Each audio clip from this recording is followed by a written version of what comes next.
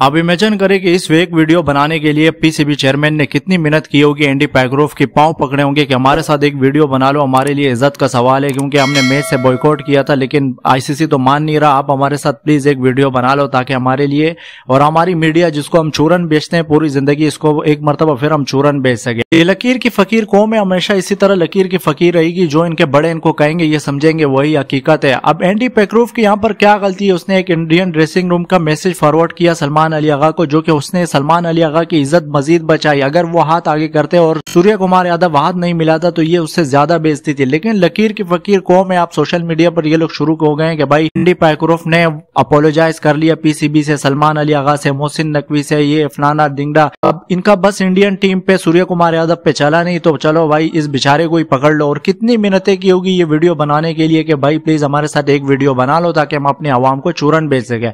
आपकी क्या ओपिनियन है हमें कमेंट सेक्शन में जरूर